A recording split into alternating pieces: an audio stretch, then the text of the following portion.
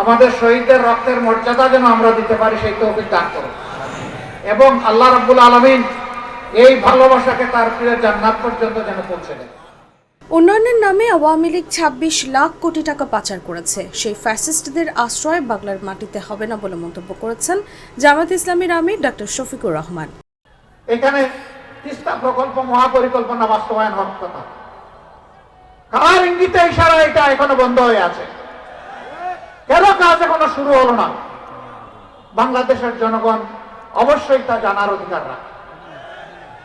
Fascist সরকারের কারণে এটা হয় নাই। শুক্রবার দুপুরে কুড়িগ্রাম সরকারি কলেজ মাঠে কর্মী সম্মেলনে এই কথা বলেন তিনি। এতে সভাপতিত্ব করেন জামায়াত ইসলামী কুড়িগ্রাম জেলা শাখার আমির আব্দুল মতিন ফারুকী।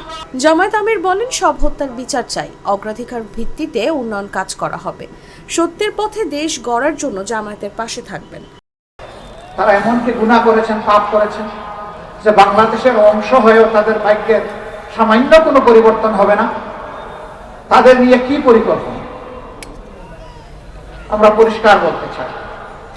আল্লাহ যদি আপনাদের ভালোবাসা সিক্ত হয়ে, দেশবাসীর ভালোবাসা সিক্ত হয়ে আমাদের উপর মেহেরবানি করেন, আর যদি এই দেশের খেদমতের দায়িত্ব দেন, ইনশাআল্লাহ তাআলা রাজিব প্রেসিডেন্ট প্রধানমন্ত্রীর মুখ দেখে কোনো এলাকার উন্নয়ন হবে না।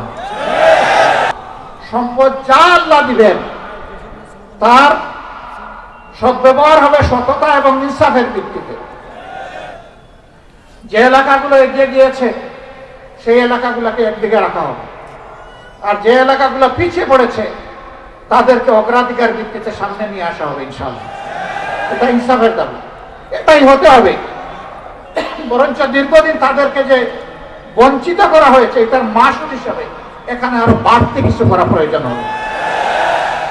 মানবিক বাংলাদেশ প্রতিষ্ঠা না হওয়া পর্যন্ত যুদ্ধ চলবে উল্লেখ করে তিনি বলেন, যারা দেশকে ভালোবাসে তারা মৃত্যুকে চায়ের পেয়ালার মতো মনে করে।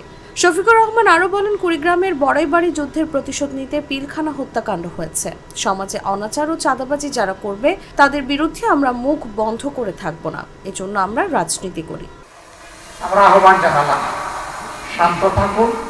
কর্মী সম্মেলনে বিশেষ অতিথি হিসেবে উপস্থিত ছিলেন জামায়াতের সহকারী সেক্রেটারি জেনারেল মাওলানা আব্দুল হালিম, কেন্দ্রীয় কর্মপরিষদের সদস্য অধ্যক্ষ মাওলানা মমতাজ উদ্দিন, কেন্দ্রীয় কর্মপরিষদের সদস্য অধ্যাপক মাহবুবুর রহমান বেলাল প্রমুখ।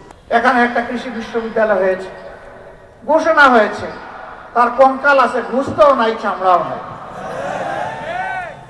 হাড্ডিসা, নিজস্ব কোনো ক্যাম্পাস নাই, দুকি দুকি আস্তে আস্তে চলছে। অথচ এগ্রোবেসড এই প্রতিষ্ঠানটা এই অঞ্চলের চেহারা বদলাই দিতে পারে, এটা শিক্ষা গবেষণার কেন্দ্রে পরিণত হতে পারে। এটা একটা সীমান্তিক জেলা, এখানে মানুষ একটু অসুস্থ হলে ভালো একটা চিকিৎসা পাবে সেই রকম কোনো ব্যবস্থা নাই।